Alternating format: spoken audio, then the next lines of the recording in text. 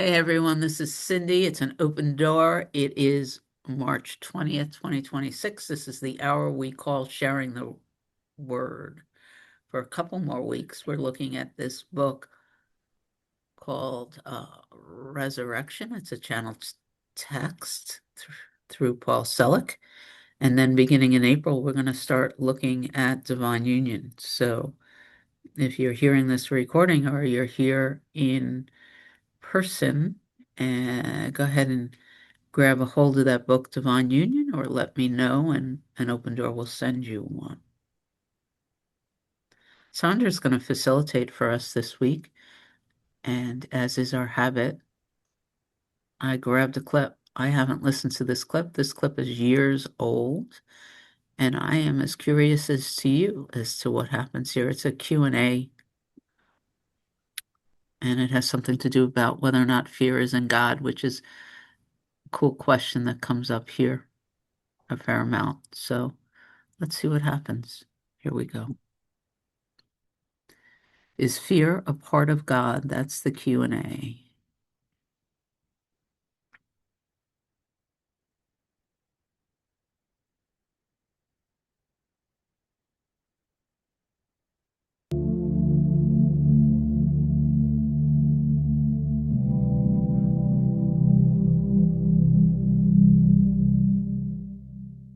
And it's another fear thing, but they said something tonight that really caught me in a different way. And God is in all things. Yeah. And consequently, God is in fear. Yeah.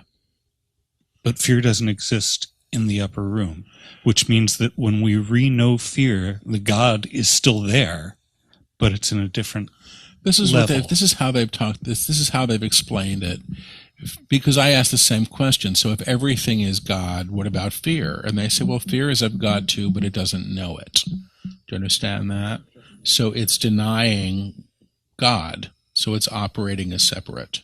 Do you understand that? That's the simple way to understand it. I'm going to see if I said it well, not well enough. They're saying not well enough. The divine is who you are, may choose to learn through fear, may choose to learn through fear. There is opportunity there. There is opportunity there. You may get a warning. You may get a warning to prevent a catastrophe. To prevent a catastrophe, your reaction may be fearful. Your reaction may be fearful. It can be a tool. It can be a tool, but you may learn in higher ways. But you may learn in higher ways at this level of agreement. At this level of agreement, this common field, the action of fear has become predominant, You actually live in fear. You actually live in fear and agree to fear all day long, and agree to fear all day long, are complicit in all fear, and are complicit in all fear because you agree and abide it, because you agree and abide by it, and abide by it. Now, once you understand that you don't have to do this, that you don't have to do this, you are re-articulated or re-announced as fearless, Now, this is not just an idea. It's actually what manifestation is about. It's actually what manifestation is about in the upper room. The realization of the divine as form, the realization of the divine as form, underline as, not in but as, is an announcement of the divine, is an announcement of the divine as the body, and the body itself, at this level of resonance, does not agree to fear, so are renown, so you are renown without the symptoms, or the actions, or reactions, or reactions to stimuli, in the ways that you have known, Do you understand the difference here? Do you understand the difference here? There is a rattlesnake. Best to go away. Best to go away is a healthy response. There is a fish. I can eat the fish. Or choose not to eat the fish, or choose not to eat the fish. A simple choice is simple choice. You don't have to be afraid of it. You don't have to be afraid of the rattlesnake in order not to be safe. You may choose to be safe. In action, person in action. Now each of the bodies that is being rearticulated, in this process, hold fear and the memory of fear and the memory of fear, and that will be encountered. And that will be encountered in this process of recreation. If you imagine lifting to a higher realm, you do not carry with you. You do not carry with you what would keep you low. What would keep you low? But much of the fear you know yourself through, has been hidden in storage, You're sitting on it. You are sitting on it and protecting it. Time to get off the pot. And lift without it. Do you understand? Do you understand?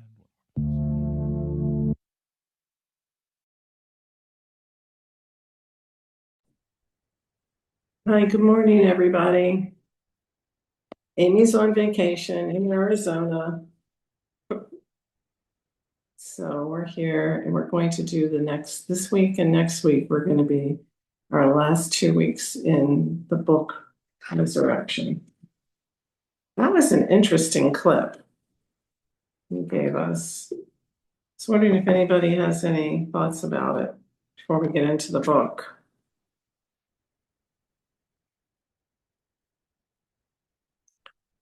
I loved it. I'm glad I did decide not to play it. There you go. I'm going to mute you because there's a reverb. The understanding that fear can be useful and can be learned through, but doesn't need to be held in the system and has been held in the system. And so what we're letting go of is our historical dependence on fear.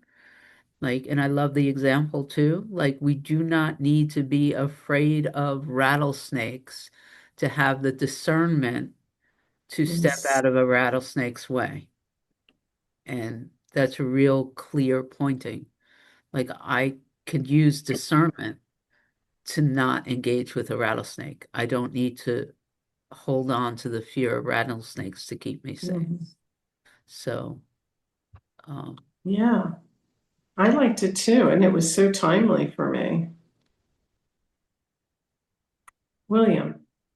Good morning, William. Good morning. Boy, I missed the first few minutes. I would love to just absorb that whole clip. I spent probably 3 hours this morning, well, maybe. I don't know who I am, but I stayed with that question over and over and over. And either fear or not knowing. I just love it. It's so who I am, and I am not. So I see that so permanent all around me. I just see that I hide behind fear. I've used it. Talk about a tool. There's so much. It's like it's my teacher. It's been my guru. And these are crazy words I'm saying. And I'm most struck by the last session I was here when hearing all the things that our shadow has to say about me. And I hear that from everyone. But boy, it's just about it's just all here. So anyway, that's all I want to say now because it's so right. Whatever that is going on in me, I feel it. It's so close, closer than close. Thank you. Thank you. And Dago. Hi, everyone. Hi. So great to be here with all of you. Uh, for me, it's been so amazing. I'm having more body issues. But it's just been amazing to just take a step back and to watch the movie. Watching a movie and to let everything just be exactly as it is. And I don't need to understand it or anything. It can, whatever's happening, it can just be exactly as it is. It's here for me. So I just, yeah, and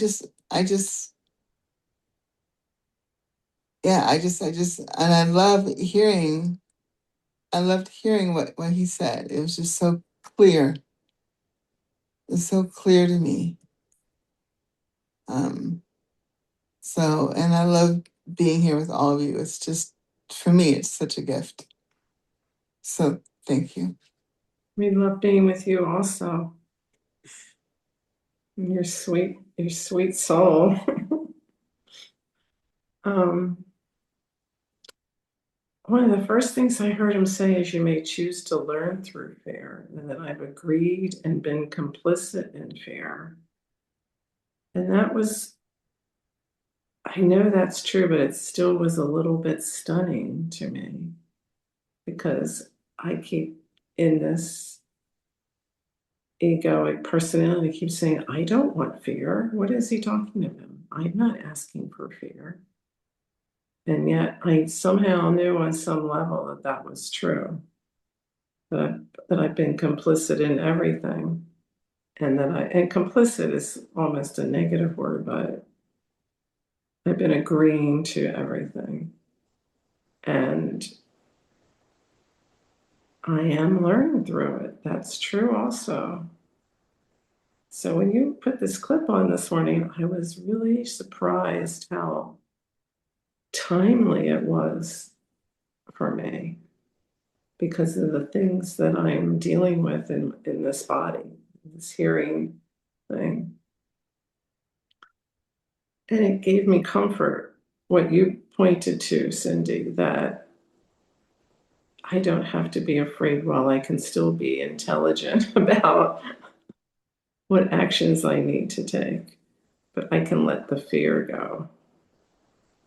So, John, did you have your hand raised? Would you like to say something? I just like to say what you said is complicit. It's really like you're complicit in the crime. So you're right. It is a negative thing. We're all criminals here in the sense that we're agreeing to do this thing, this bad thing. And what is the bad thing? It's just just living with the rattlesnakes. And we need to be discerning about what's a rattlesnake, and maybe the rattlesnake is okay. I can learn how to feed it, I can look after it, introduce something new so that I don't have to kill it, I just let it live and find some ways to coexist with it in this thing, so, but I gotta recognize that it is a rattlesnake and I don't need to be playing with it, picking it up or anything like that. So I think that those are the things that came to my mind when Cindy talked about the rattlesnakes and yeah, I like what you say. I don't need to pick it up and play with it. How many things have I picked up and played with that I didn't need to? these sharp-edged toys. Yes. Not playing with the local news. I mean, the national news anymore. I've let that go. Okay, I think Patricia was next. You can help me with these hand raisings. Good morning, Patricia. Good So morning, nice to see everyone. you. Good to see you all. I find that fear, I'm unconscious sometimes. I'm not even aware that I'm afraid because it's so old to be afraid. Ever since I was a little girl, I was taught to be afraid. So watch out for this and watch out for that, all those things. And it was done with care and love, my parents didn't want me to get hurt. But fear has, and I think it's unconscious until we can bring it up and about. But it's there. And it's like accepting that it's there. And just to try to be more aware, am I afraid right now to ask that question? Because the truth of the matter is, I think fear is just there. I think we're always, all right, I speak for myself. I think it's always there. I was working this morning with someone and she's getting older and she's afraid the loss. She fears the loss. Well, the loss is true. As we get older, we lose. She doesn't see the positive part of that at all. And she's afraid. And she's afraid. She's afraid of loss. So it's just, I think, an important part for us to talk about. How are we afraid? What can we do with fear? Bring it up to the upper room. Well, how do we do that? What are the steps? I'm just wondering if anyone else is interested in exploring that. Thanks. Well, Cindy will probably speak to this, but I heard Indigo say she starts observing it, like she backs off and observes it. And there's something about unidentifying with it and observing it that takes away the sting of it, takes away, I don't really know how to describe it, but it neutralizes it in some degree by just observing it, stepping out of it and observing it. Cindy.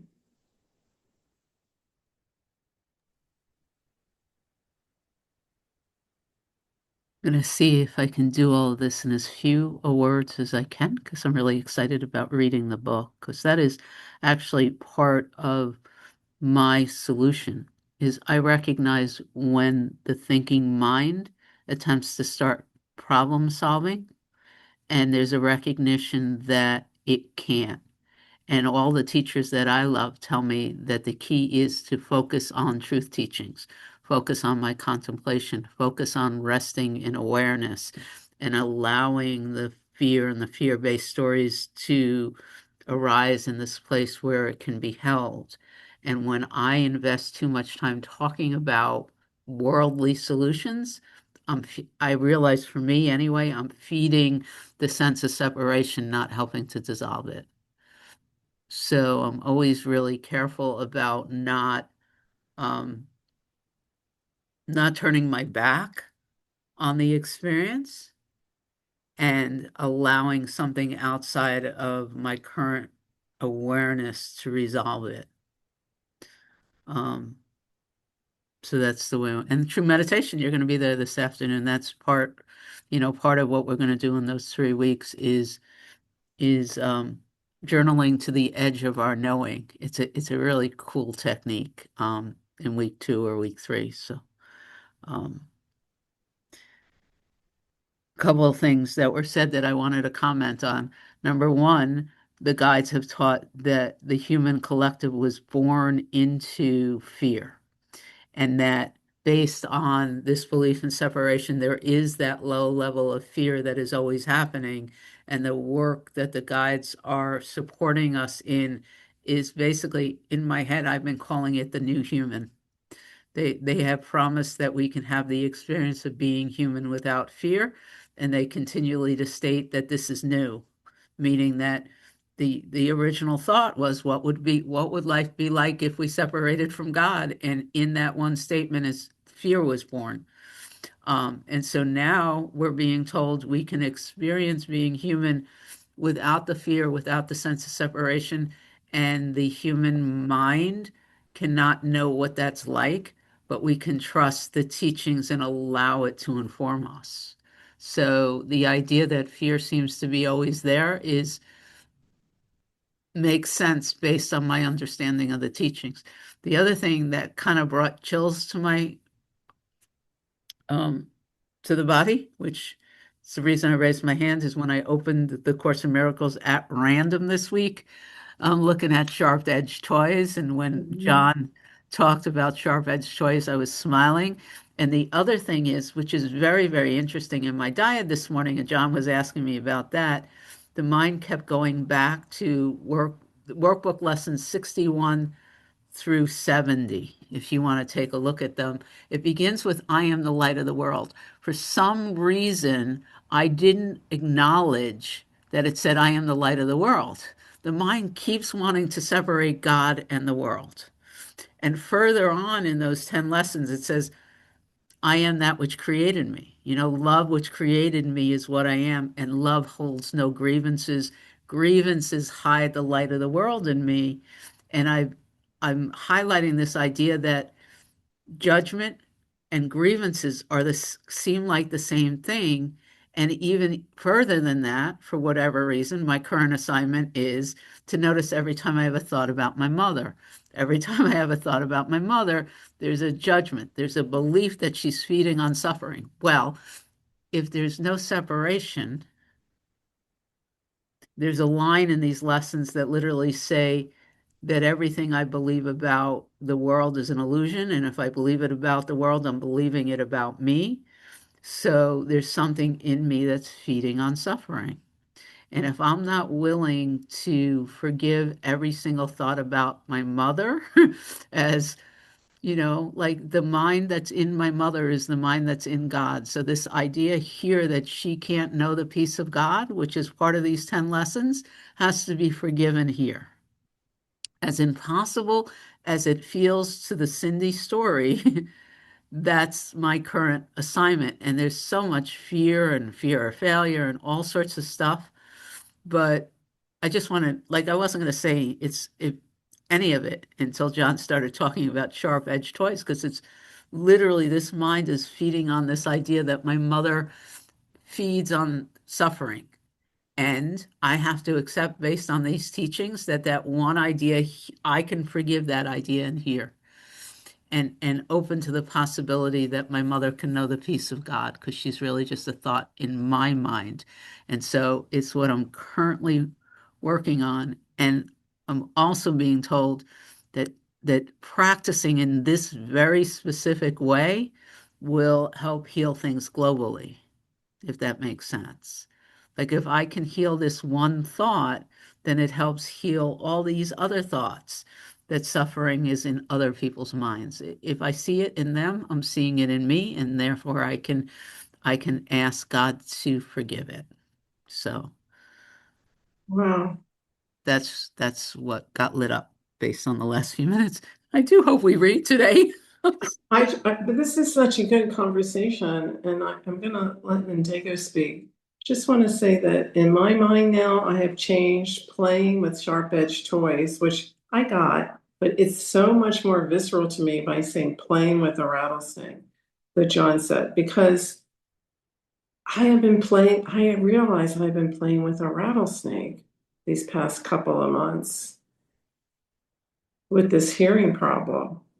And I have not been trusting doctors. You said trust the teaching. When you said trust the teaching, Cindy, I thought I was trusting the teaching, but was I really? And so, of course, this whole thing was arranged just for me, right? Then there you go.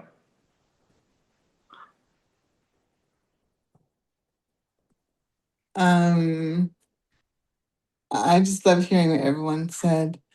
And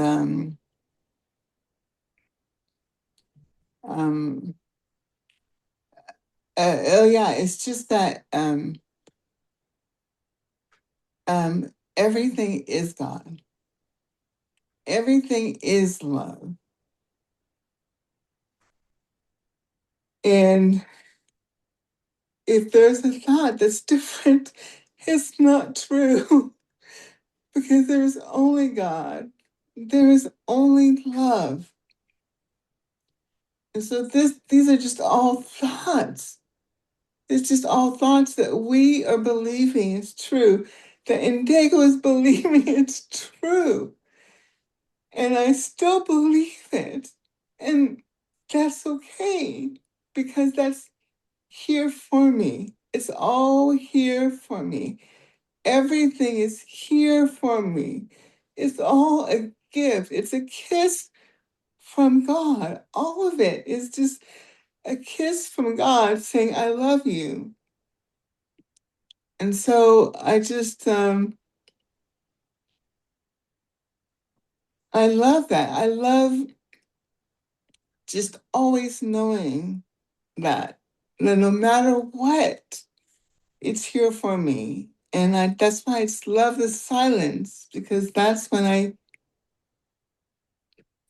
hear God's voice, when I hear the love of our Father. Thank you. Love you, Nindigo. Okay, we're on page 130. I toyed with the idea of skipping ahead since we only have a couple of weeks, but then I read it and I thought, let's just keep going, and wherever we end, everyone can read the rest of the book or not, whatever you want. So who would like to read today?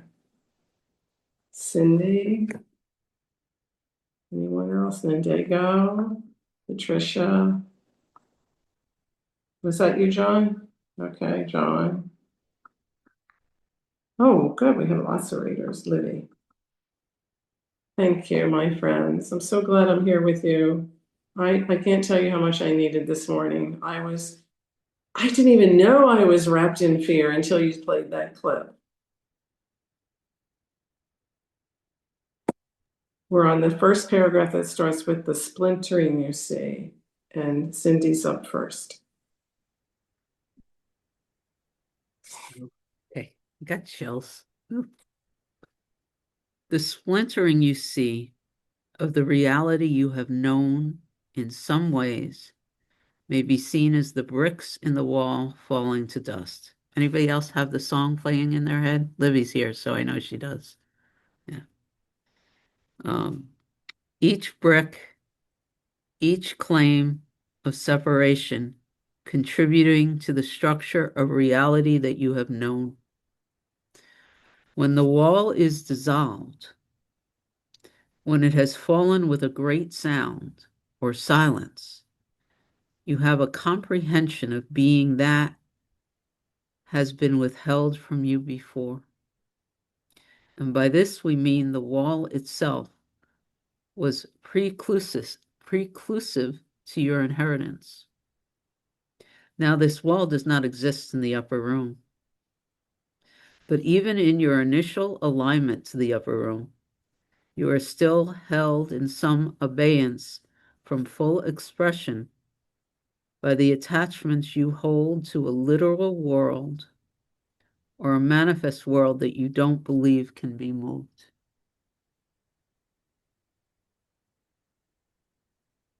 And I just, because I'm committed to the truth being true and not just talking about it, if I come back to everything I know about my mother, like the fact that she even exists, and the conversation I had yesterday, and what's been going on with her and my father, whatever. They're all just these lines that create the mortar, that create the brick. Over and over and over again, there's a story here that says she exists and she's outside of me and she's having an experience that doesn't even relate to my experience. So she and I cannot be the same. Like it goes on and on and on. And this whole idea that she's not me is this wall.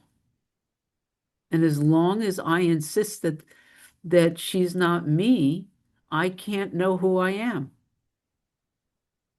Doesn't the teaching say, I can't awaken without my brothers because all of my brothers are a thought. even as I'm saying this out loud, like there's something in here that says, yeah, except if you only knew my mother, you would know. Like something wants to make her the exception, but there's no exception. So, yeah, thank you. Thank you, Cindy. Attachments you hold to a literal world. That right there, the attachments we hold. Okay. Any other comments on that paragraph? Hi, Rick. So glad you're here.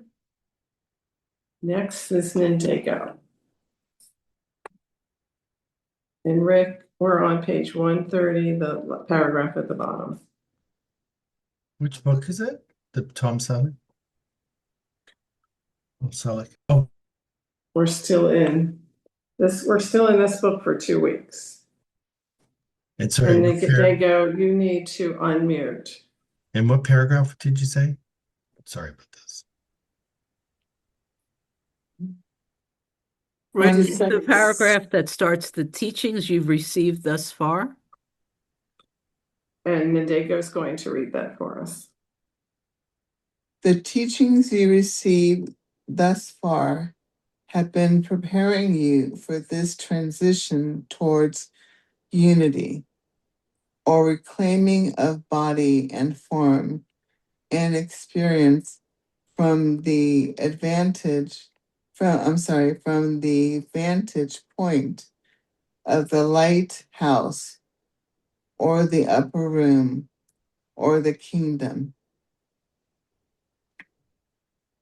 Each creation you encounter at this level of implication is not only chosen to be seen anew or agreed to be seen anew, it is claimed anew by the very vision, by your very presence, and by the invocation of being that we have taught you.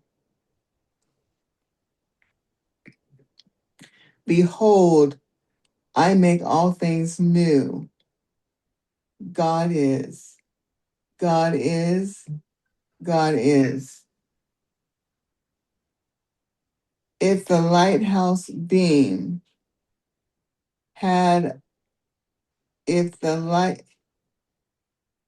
lighthouse beam had a call to it, it would be as such. Behold, I make all things new. God is, God is, God is. Reclamation at the highest level of intonation of the individual, of intonation that an individual can hold while maintaining form. I just love this. I actually just want to keep reading it. It's just speaking just love. It's just telling us we are so loved. Just telling us that we are loved. That's all I hear. And just for me, I was thinking of the two situations that we brought up this morning, Cindy with her mother, me with my hair. And I make all things new. All things new. God is. It's just so comforting. What am I afraid of? Patricia. I was just thinking about how that phrase, it's like I make all things new. It's like Cindy had a reference of being just in awareness and how that changes, how that changes things. And I was thinking about, I had an experience last night. Excuse me. I was to have dinner with a friend. And I got all dressed and I was ready to go. And suddenly I started feeling lightheaded and I was nauseous. And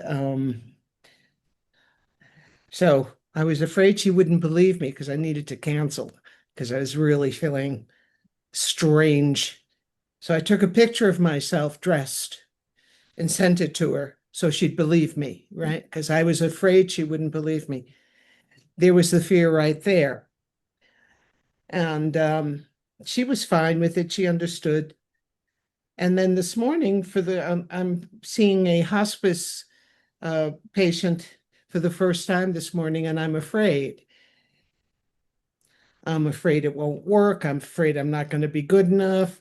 I'm afraid I might get sick because I'm still not feeling great. Rata, rata, rata.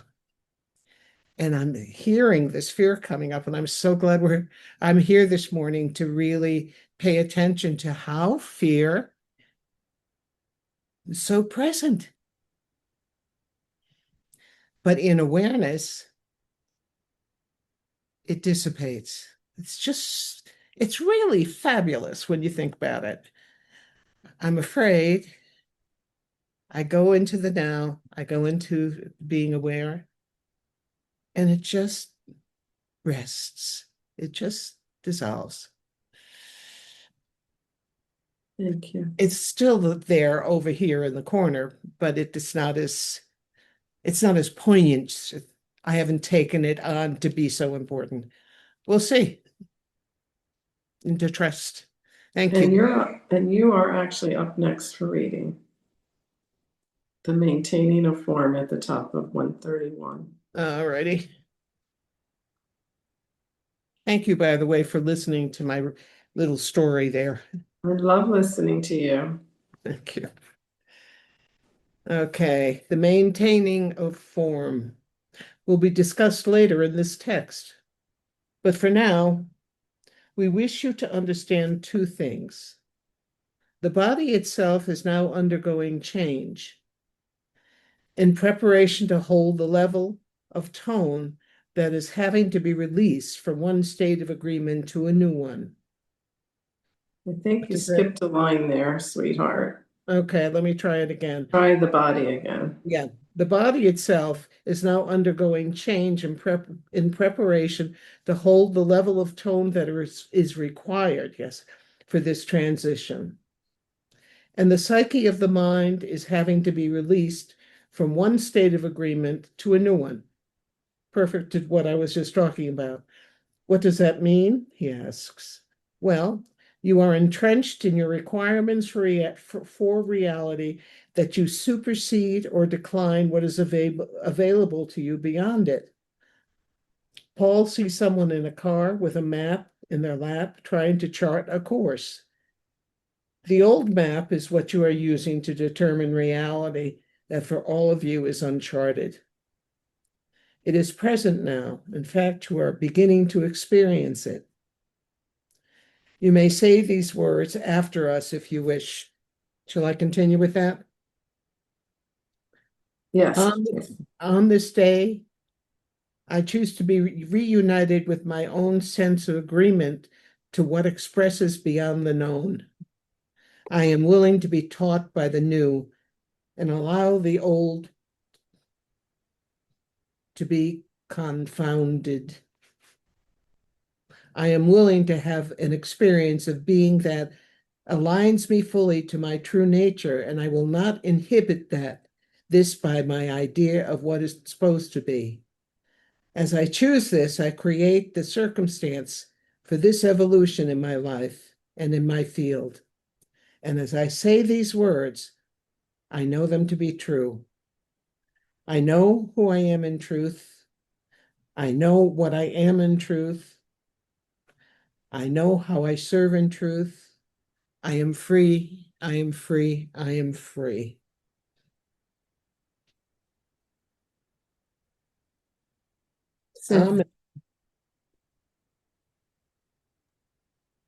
I am inspired to do something I don't know that I've done here before, and that's slow things down. Um,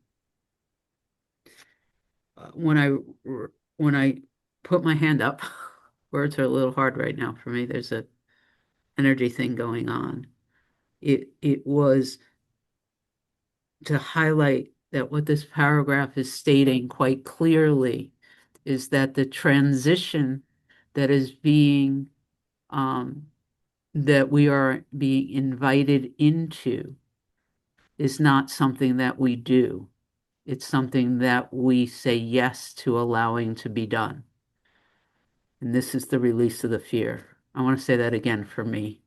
And the image is like going for a massage, right? I am agreeing to have these muscles relax. Well, I can't do it. And if I go to a massage therapist and I don't let go and allow her to massage my muscles, I'm fighting it tooth and nail. Like I can't control a massage, right? I could say yes to it.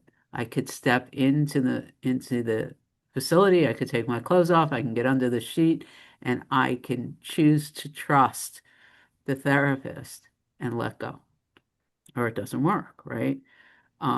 What this paragraph is stating is we are inviting you into a world and into an experience that holds no fear.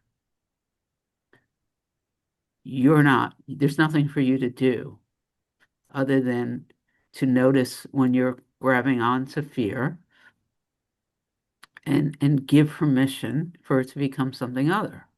But you're not doing it. That's part of the reason why I think I get antsy whenever we talk about how we can, make our lives better, because I'm recognizing that I don't know other than can I let go and open up a space to trust that I am immersed in a consciousness that does know, and I just have to let it in.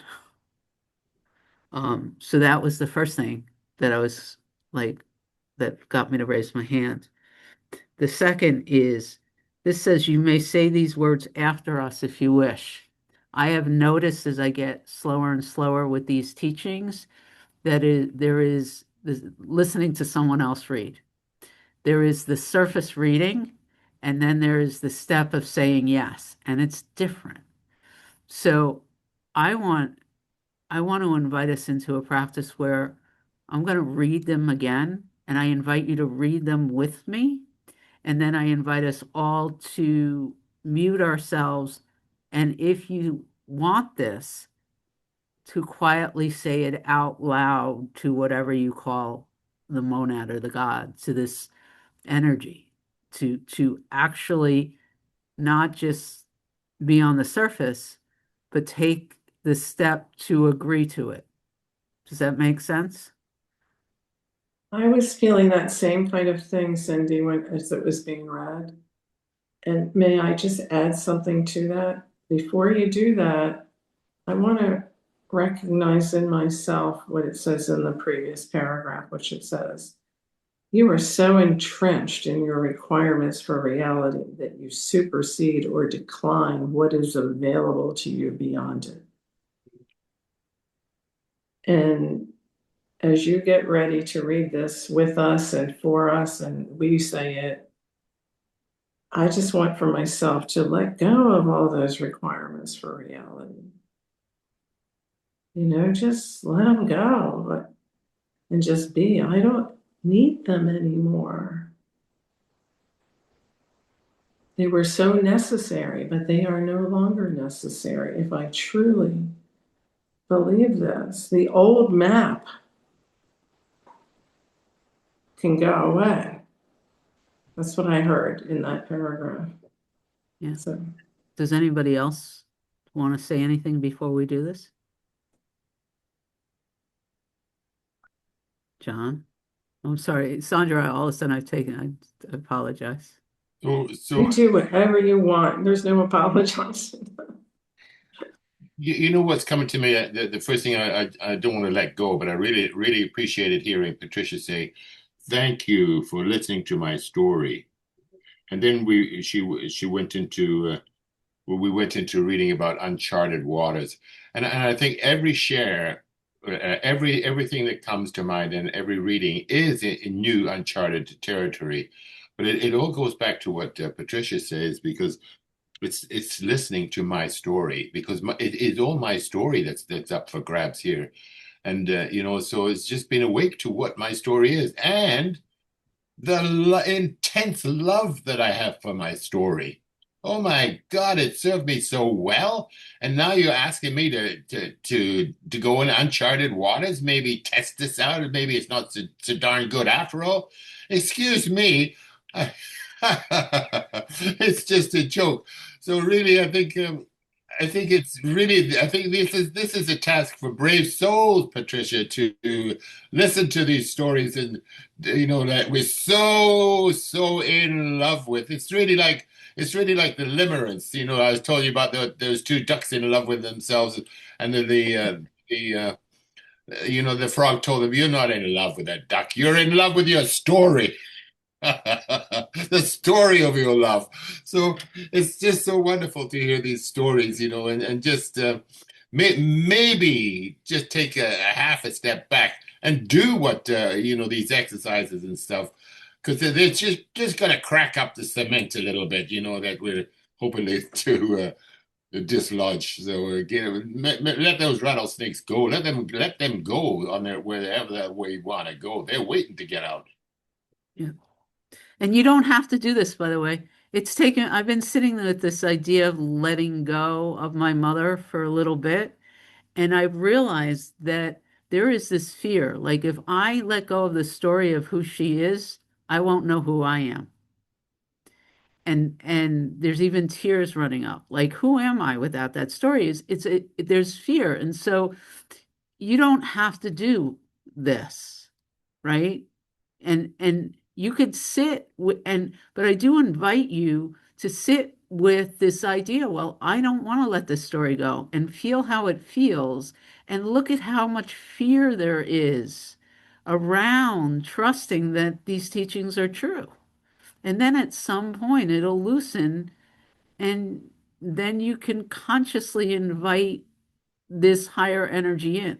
But you don't have to do it if you don't if you are ready, or if you're not ready to. I've been looking at this for a little while, right? And I could still feel this sense of, wait a minute, I don't exist without this story, right? And there's a fear around that.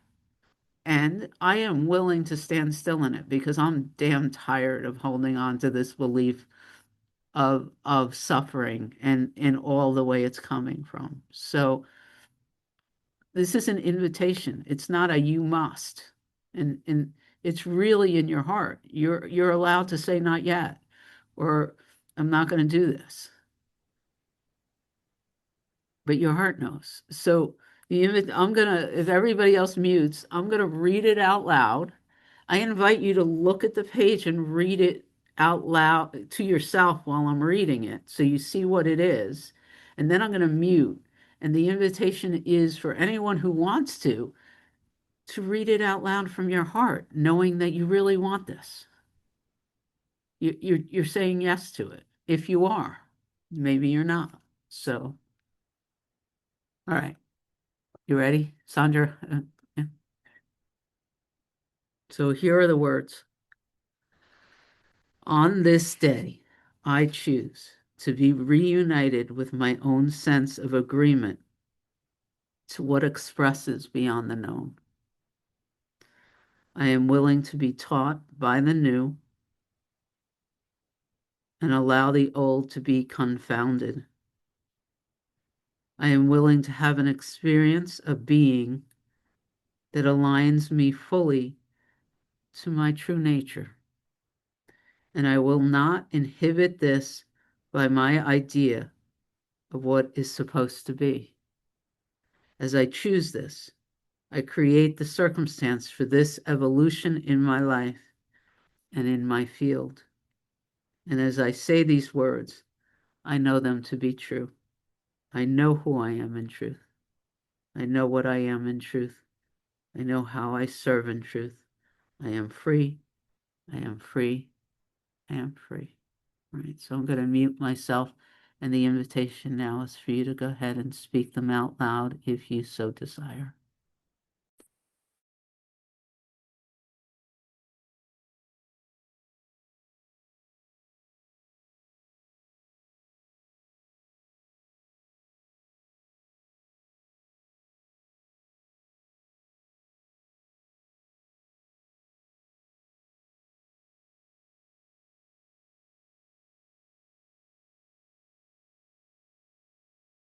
On this day, I choose to be reunited.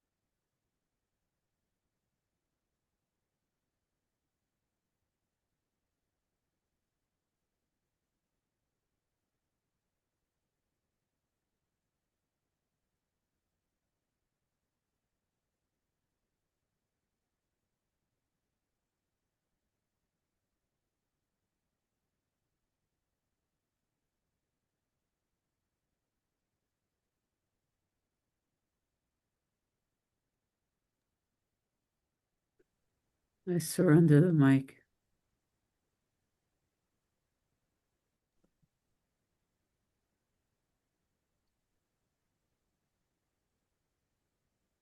Would anyone like to comment on my experience for them? Patricia? Cindy, I just want to say thank you for offering this opportunity because it was wonderful. I'm going to reread this with the same kind of purpose, opening my heart. And when I open my heart, all is well. Thank you. And what I noticed was in the silence of not having to listen to my story or any story about stories, the fear was disappeared. Just the silence. And more I'm seeing.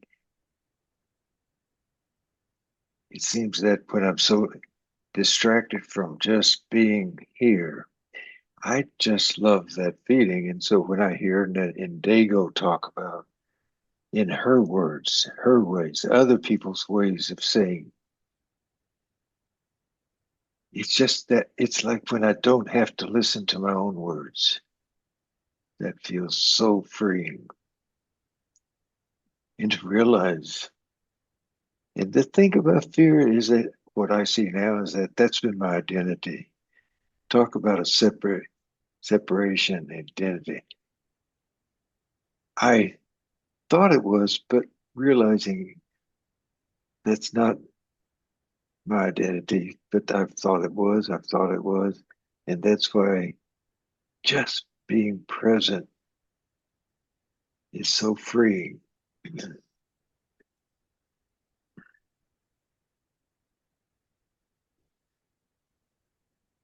Thank you, William.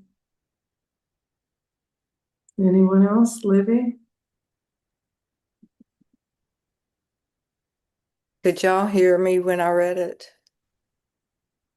Oh. I think I may have heard a little bit, but what was your experience? It just, like William said, it just really brings me back to the now and just to be present with what is and to be, it's such a big part to be willing. And it made me think about the steps in 6 and 7 in particular, which are we became entirely ready for God to remove these defects of character. And 7 is humbly asked him to remove our shortcomings. And, there's been times that I would think I was ready and I'd get on my knees to say to say the 6th step and went, yep, not yet. I'll be back, you know. And I remember being at a meeting that was on anger very early in my sobriety, and I thought, who am I going to be without my anger? You know, I didn't realize how much I had identified with it. And so I just really needed to hear this today, that I choose to be reunited with my own sense of agreement to what expresses beyond the known, and just the complete and total surrender and abandonment to what is, and what a gift that can be when I'm choosing to get rid of the story. And you know, some stories are ingrained in my bones, and I didn't even know how far they had been chiseled in there. And so any opportunity that I get, I giggled because I could hear, you know, another fucking growth opportunity, as we call an AFGO. And, you know, but today I'm grateful for that, because I don't want to be in the suffering that I was before. And so, yeah, just wanted to share that. So thanks for letting me share. So beautiful. Thank you, Libby. I love when you said, who am I going to be without my anger? And we could just say, who am I going to be without my fill in the blank? You know, I know what mine was. It came right to me. So who am I going to be without?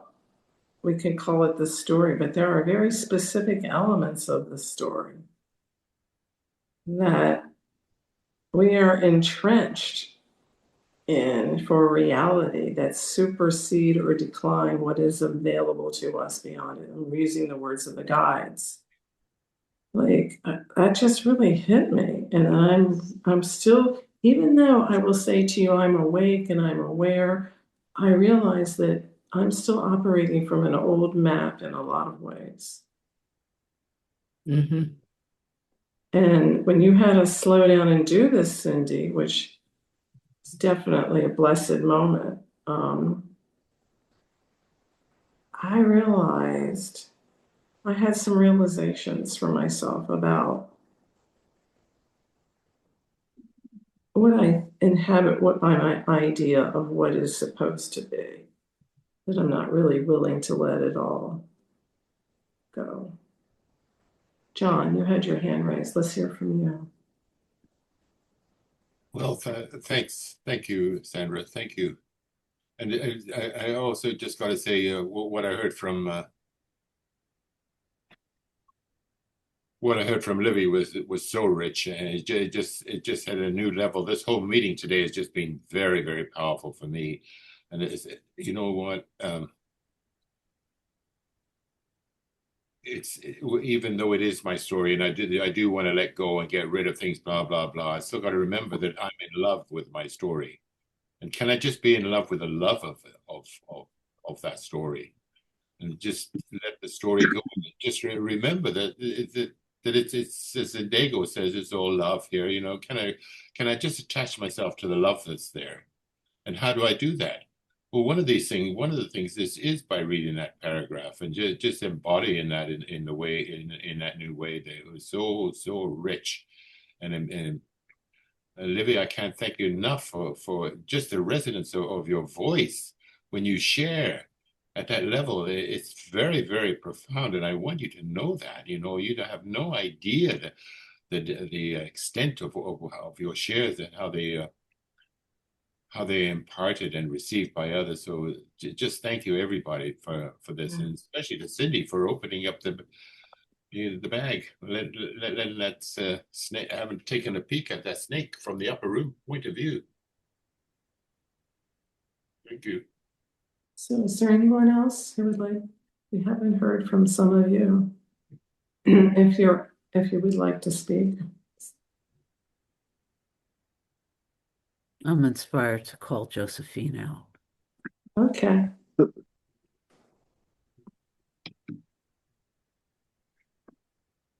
Hi, Josephine. Hi, all. It's wonderful. I love your name. Thank you. it's really, I was named after my grandmother who was Josefa. Me too. And throughout my childhood, I wanted to be called Doña Josefa because I felt that was my name.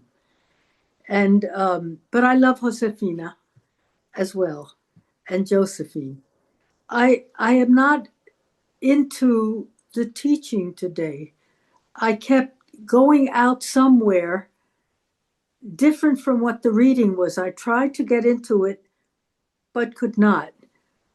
So I really don't have much more to say than just being with you and hearing you all. It always enriches me.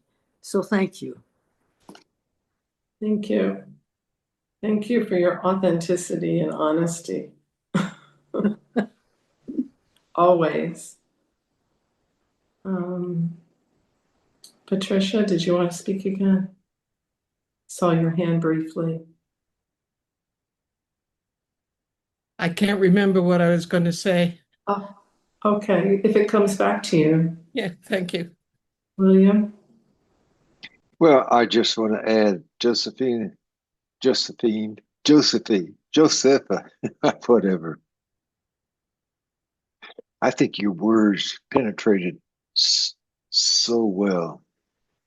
And what occurs to me is that I just spend so much time being aware of my reactions to other people's stories. So it's my story, my story. I look at this scene in the computer, and that is so much of my life. The image that I see moving, talking, and then the piece of the moment now. I just resonate with that. It's like I get so distracted by this image that's moving and speaking and making up a story. And that's why I love at times just not listening to myself about whatever's going on. And it just feels so calm. I just want to say again something about who am I was like a hot knife through butter. It just, I don't want to pass over it lightly. It is so poignant.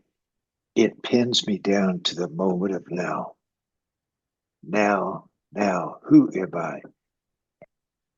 And I felt I'm nothing but fear, that image. And I was scared to give it up. Don't try to take that from me. And I see how separation is this possessiveness and fear combined, whatever. But all of a sudden, the words came, all is all in all. Just something beyond this moment, even. So, something about it's like having a love affair with the moment of fear.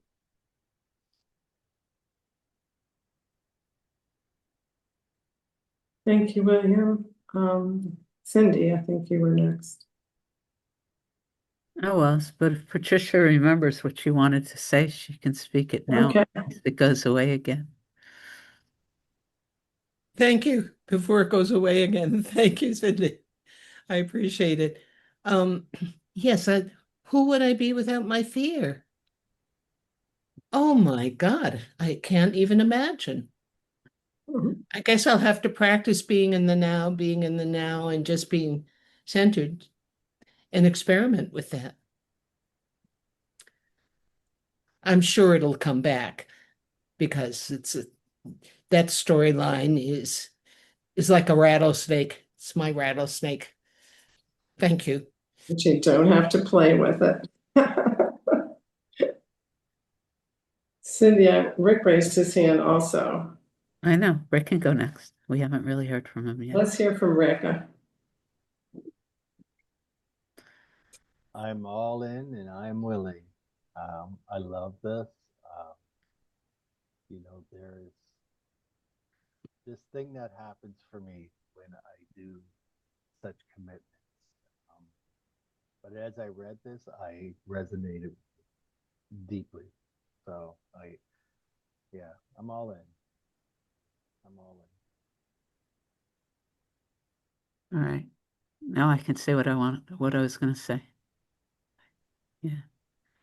I wanted to voice tremendous gratitude for Josephine and her share. And what lit up for me was something I've heard the guides say over. I've spent a lot of time listening to the guides and then the Q&A, right?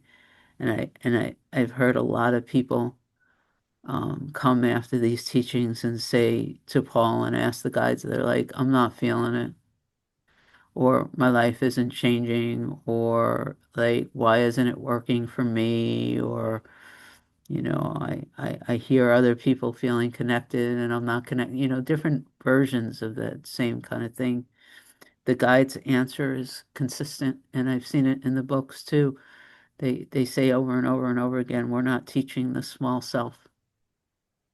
This isn't a teaching for the small self, and the small self's response is really not. It doesn't matter. I don't know how many times I heard Paul say the guides don't care whether or not you can pay your bills or sleep well at night or have the perfect relationship. That's not what this teaching is about.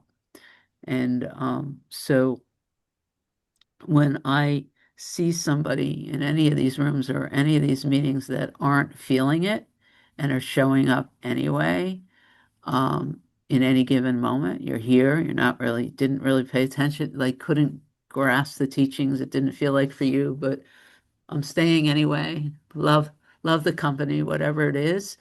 There's this so much gratitude here and such deep, deep, deep, deep appreciation um, that you show up anyway, because the work is happening whenever we say yes to it, whether or not we feel it or not.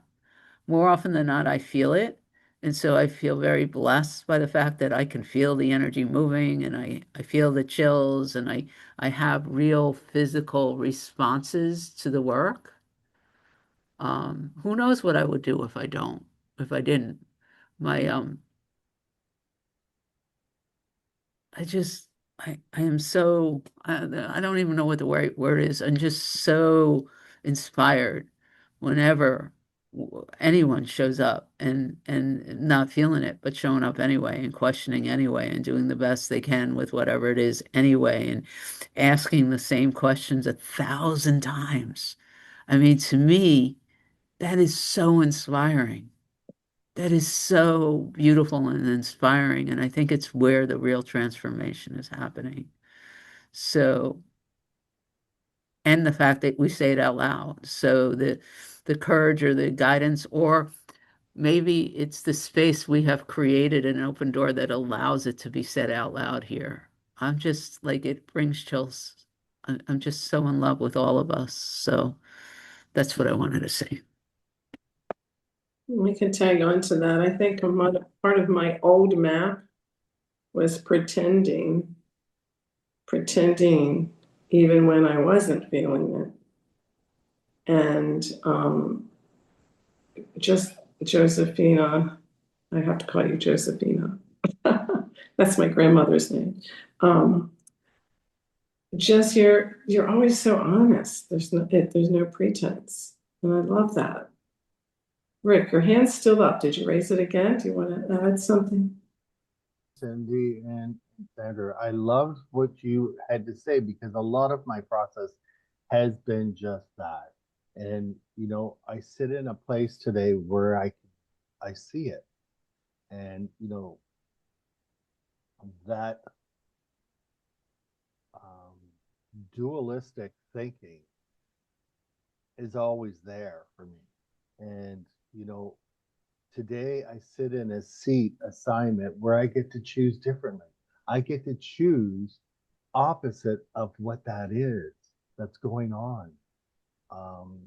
So it's nice to hear you put it into words that I'm not always capable of doing. But I watching it happen. And as I'm reading this, there is this thing that's trying to block it. Doesn't want it. Wants nothing to do with it. And it just says, turn the computer off. go the other way. You're here with us. Yeah, and I think Hug. that is the commitment that I have to the higher self. Because I know today, I know better. There is a knowing that's taking place. So I'm liking the new seed effect. So thank you. If I may, before we leave, I just want to add a footnote to my response to your question. When I heard the tape and how to address fear, I think I was turned off. That to me was not a response. I am very heavy into being fearful of what is happening in the world, and I have somehow internalized that. And the response to that fear was somehow, it took me into why I am so fearful. And it somehow took me away from what the teaching, I guess, tried to tell me. And so I guess fear is stronger than the response to the fear, which would make it easier for me. And so I remained there, just trying to clarify, because I didn't think my response to your question was sufficient. So I'm looking at the time. I was going to turn the page and have us start, but I think it's too late. And I'm glad we stayed. Cindy, thank you for having us pause, slow down, and stay on this page. It benefited me. So I do like what the next page says, and we'll get into that next week. And that'll be our last day together in this book. If anyone doesn't know, we're switching over to the next book. What's the title again, Cindy? Divine Union. Divine Union. And hope everybody has the book. It's 2 weeks from now. Amy will be starting us with that. And if you don't have the book and you want some help in receiving it, let me know. I'm going to stop the recording, and then